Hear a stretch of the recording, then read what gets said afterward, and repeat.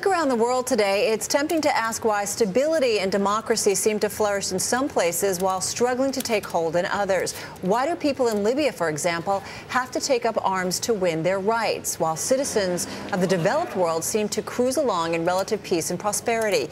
There may not be one answer to that question, but two American scholars say they figured out a big part of it. And they say that rainfall, yes, rainfall, is the reason some nations are rich and others poor. They point out that democracies tend to flourish in areas of the world with moderate rainfall, while autocracies grow in arid regions, such as the desert-filled Middle East. Now, it's a provocative theory, to be sure, and we're joined live now from Palo Alto, California, by one of the scholars who created it, Professor Stephen Haber of the Hoover Institution. And Steve, welcome to Street Smart. You know, Matt saw this story this morning, caught his attention. We all started reading it. It's really, really startling. Tell me how you researched this, came to this conclusion. Well, we came to this conclusion by a long process of trying to understand the roots of democracies and autocracies around the globe. And as we did that, one of the things we realized is that democracies tend to flourish in places with egalitarian social structures, whereas countries that are highly autocratic tend to have very inegalitarian social structures. And so we started to wonder, well, how did that happen? Where do social structures come from? That is, where do countries with broad middle classes come from?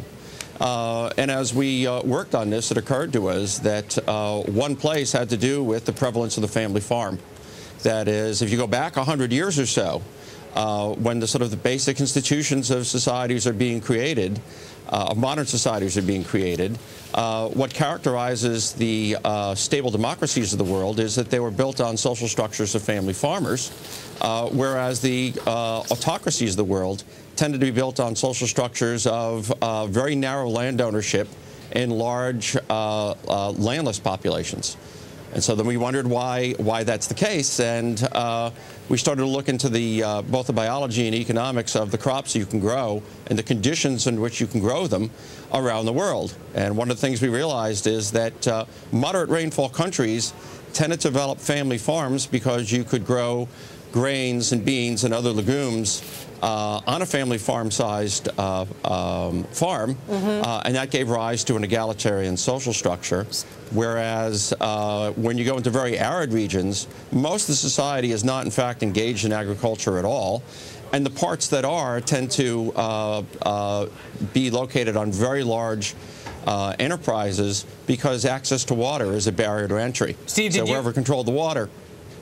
Yes, go ahead. No, I'm just wondering if you controlled the model for other variables, like religion, because it was very interesting. Amity Shlaes, who is one of our columnists, is the person who really discovered this for Bloomberg and wrote about it this morning. And her take really is that people who are blaming Islam, which a lot of people do, because when you look at the region where there are troubles, it is a very highly populated region with the Muslim religion.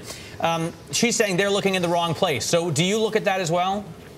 Yeah, actually, we do this in two ways. So statistically, we control for the percentage of the population that is Islamic, and that turns out to actually have no effect on the result.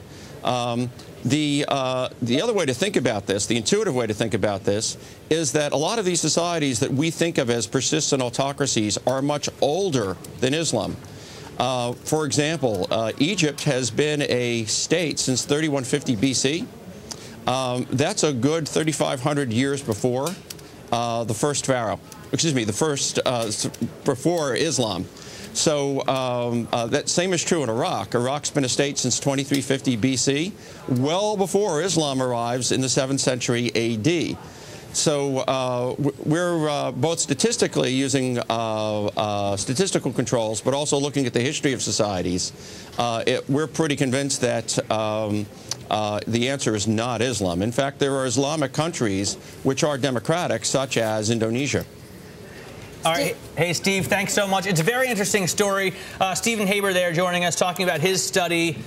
And we should check it out on the terminal. Amity Shlaes wrote the commentary. You can check it out on Bloomberg.com. It talks about it. It talks about rainfall and rainfall. And irrigation doesn't necessarily one we're seeing in the Middle East and one we're not.